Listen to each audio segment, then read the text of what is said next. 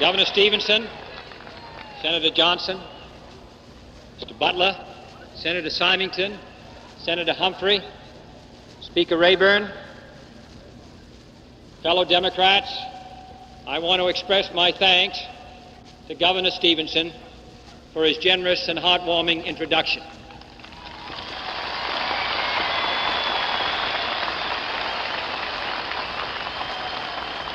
It was my great honor to place his name in nomination at the 1956 Democratic Convention, and I am delighted to have his support and his counsel and his advice in the coming months ahead.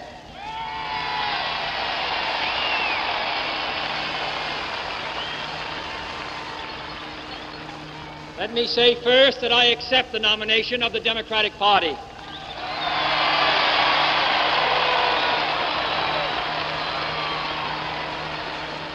I accept it without reservation and with only one obligation: the obligation to devote every effort of my mind and spirit to lead our party back to victory and our nation to greatness. I am grateful, too, that you have provided us with such a strong platform to stand on and to run on.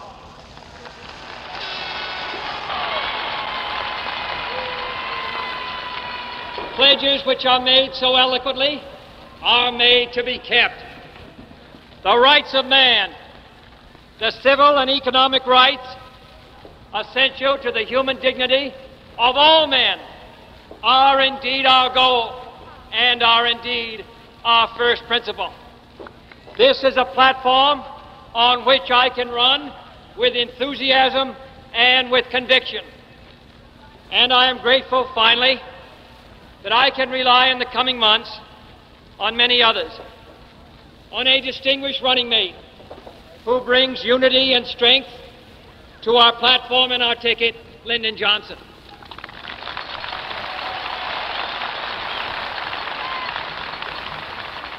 On one of the most articulate spokesmen of modern times, Adlai Stevenson.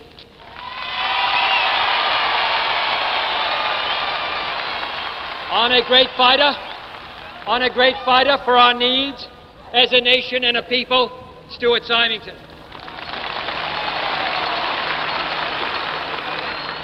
On my traveling companion in Wisconsin and West Virginia, Senator Hubert Humphrey.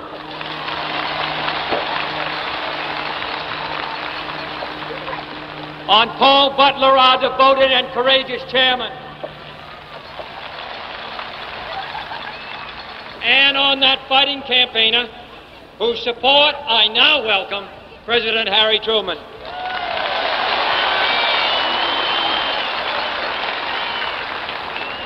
I feel a lot safer with all of them on my side. And I'm proud of the contrast with our Republican competitors, for their ranks are so thin that not one challenger has dared to put his head up in the last 12 months.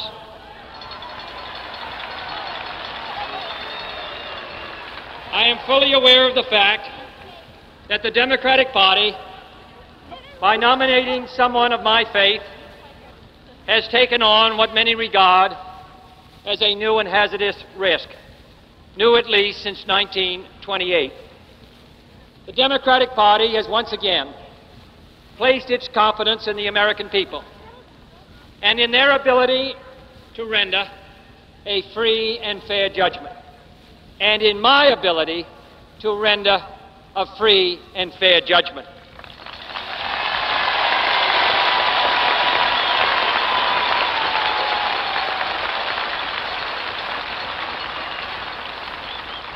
To uphold the Constitution and my oath of office, to reject any kind of religious pressure or obligation that might directly or indirectly interfere with my conduct of the presidency in the national interest.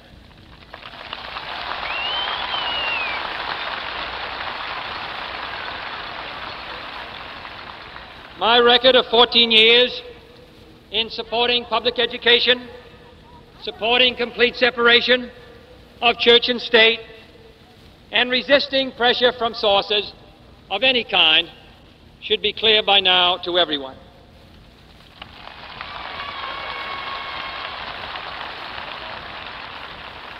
I hope that no American, considering the really critical issues facing this country, will waste his franchise and throw away his vote by voting either for me or against me because of my religious affiliation. It is not relevant.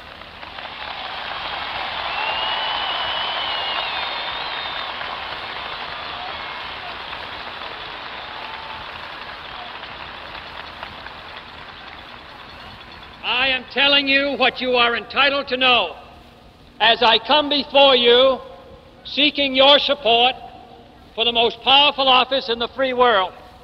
I am saying to you that my decisions on every public policy will be my own, as an American, as a Democrat, and as a free man.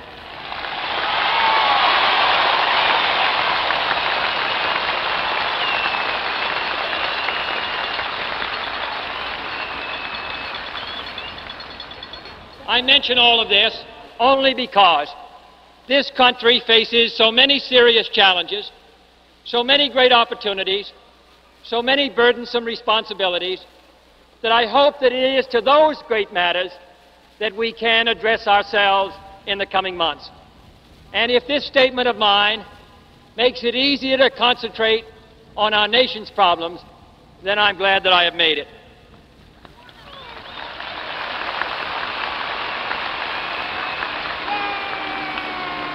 Under any circumstances, the victory we seek in November will not be easy. We know that in our hearts. We know that our opponents will invoke the name of Abraham Lincoln on behalf of their candidate, despite the fact that his political career has often seemed to show charity towards none and malice for all. We know it will not be easy to campaign against a man who has spoken and voted on every side of every issue. Mr. Nixon may feel that it's his turn now, after the New Deal and the Fair Deal. But before he deals, someone's going to cut the cards.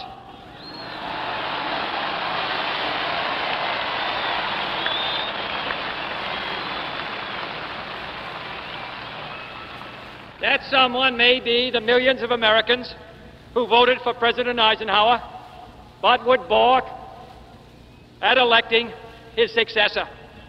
For just as historians tell us that Richard I was not fit to fill the shoes of the bold Henry II, and that Richard Cromwell was not fit to wear the mantle of his uncle, they might add in future years that Richard Nixon did not measure up to the footsteps of Dwight D. Eisenhower.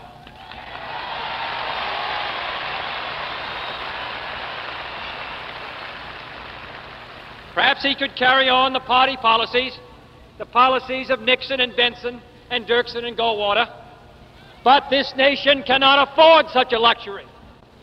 Perhaps we could afford a Coolidge following Harding, and perhaps we could afford a Pierce following Fillmore, but after Buchanan, this nation needed Lincoln. After Taft, we needed Wilson. And after Hoover, we needed Franklin Roosevelt.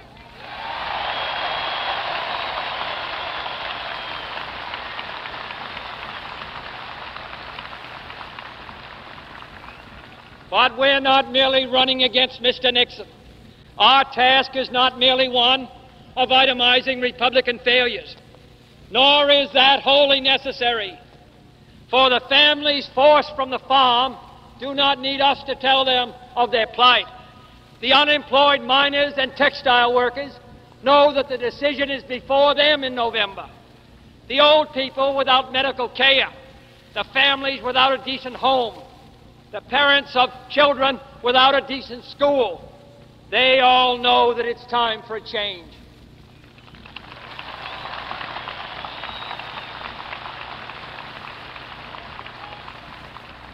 We are not here to curse the darkness.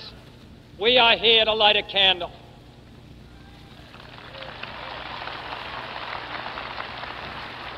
As Winston Churchill said on taking office some 20 years ago, if we open a quarrel between the present and the past, we shall be in danger of losing the future. Today, our concern must be with that future. For the world is changing, the old era is ending, the old ways will not do. Abroad, the balance of power is shifting. New and more terrible weapons are coming into use. 1/3 of the world may be free, but 1/3 is the victim of a cruel repression, and the other third is rocked by poverty and hunger and disease. Communist influence has penetrated into Asia. It stands in the Middle East and now festers some 90 miles off the coast of Florida. Friends have slipped into neutrality, and neutrals have slipped into hostility. As our keynoter reminded us, the president who began his career by going to Korea ends it by staying away from Japan.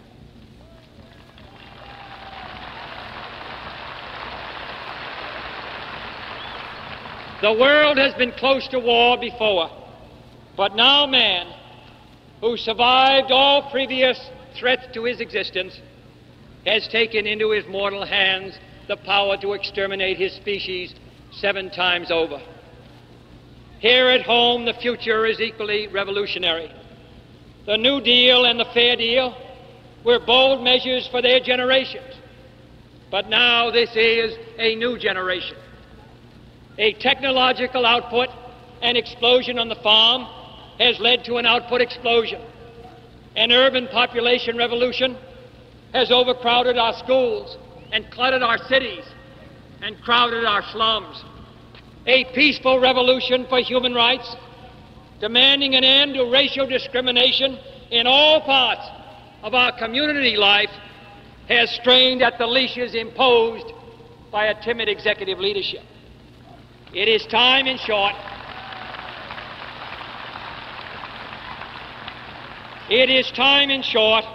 for a new generation of leadership. All over the world, particularly in the newer nations, young men are coming to power. Men who are not bound by the traditions of the past. Men who are not blinded by the old fears and hates and rivalries. Young men who can cast off the old slogans and the old delusions. The Republican nominee, of course, is a young man, but his approach is as old as McKinley.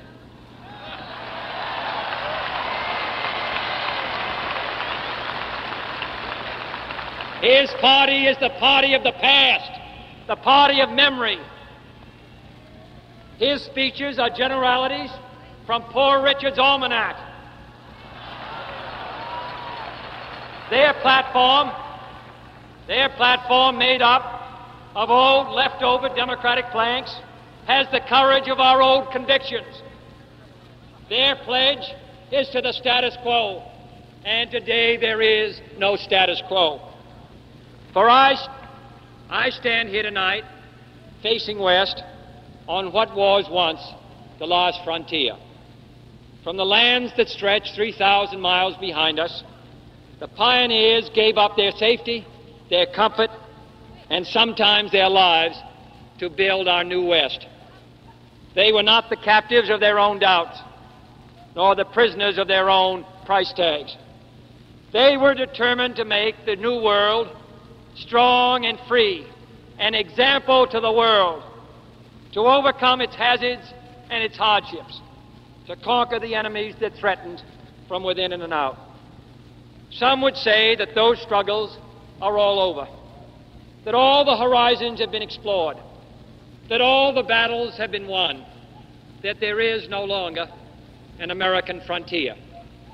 But I trust that no one in this assemblage would agree with that sentiment. For the problems are not all solved, and the battles are not all won. And we stand today on the edge of a new frontier, the frontier of the 1960s, the frontier of unknown opportunities and perils, the frontier of unfilled hopes and unfilled threats. Woodrow Wilson's New Freedom promised our nation a new political and economic framework. Franklin Roosevelt's New Deal promised security and succor to those in need. But the new frontier of which I speak is not a set of promises. It is a set of challenges. It sums up not what I intend to offer to the American people, but what I intend to ask of them. It appeals to their pride.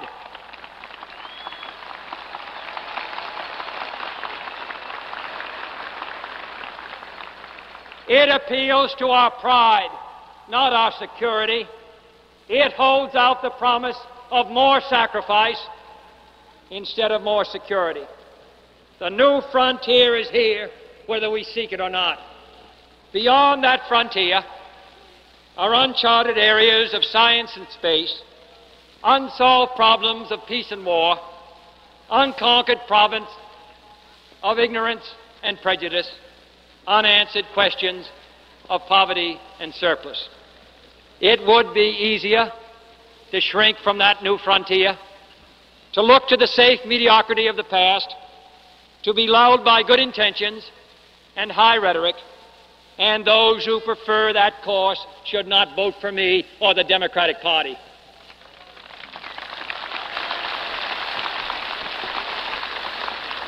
But I believe that the times require imagination and courage and perseverance.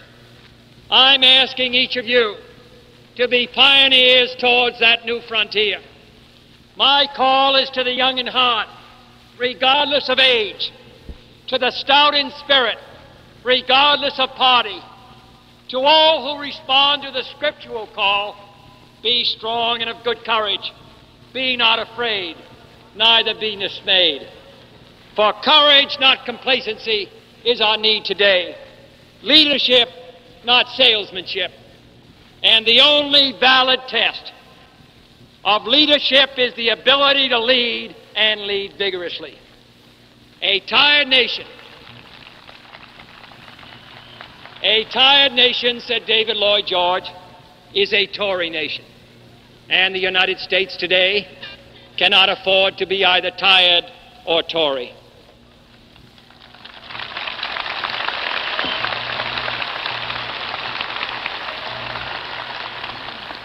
There may be those who wish to hear more promises to this group or that, more harsh rhetoric about the men in the Kremlin as a substitute for policy, more assurances of a golden future where taxes are always low and the subsidies are always high.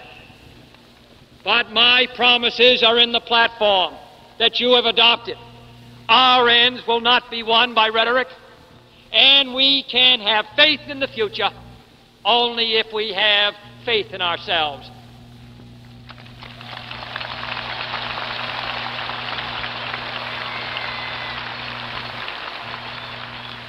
For the harsh facts of the matter are that we stand at this frontier at a turning point of history. We must prove all over again to a watching world, as we sit on a most conspicuous stage, whether this nation, conceived as it is, with its freedom of choice, its breadth of opportunity, its range of alternatives, can compete with the single-minded advance of the communist system. Can a nation organized and governed such as ours endure? That is the real question. Have we the nerve and the will? Can we carry through in an age where we will witness not only new breakthroughs in weapons of destruction, but also a race for mastery of the sky and the rain, the ocean and the tides, the far side of space, and the inside of men's minds? That is the question of the new frontier.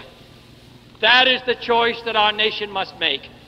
A choice that lies not merely between two men or two parties, but between the public interest and private comfort, between national greatness and national decline, between the fresh air of progress and the stale, dank atmosphere of normalcy, between dedication or mediocrity. All mankind waits upon our decision. A whole world looks to see what we shall do, and we cannot fail that trust, and we cannot fail to try.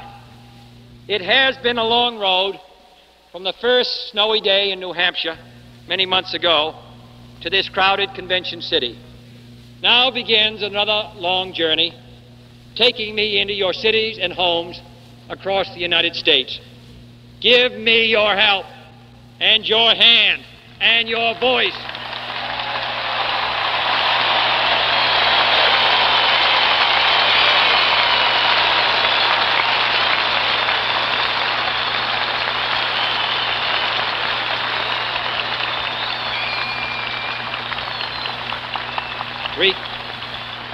Recall with me the words of Isaiah, that they that wait upon the Lord shall renew their strength.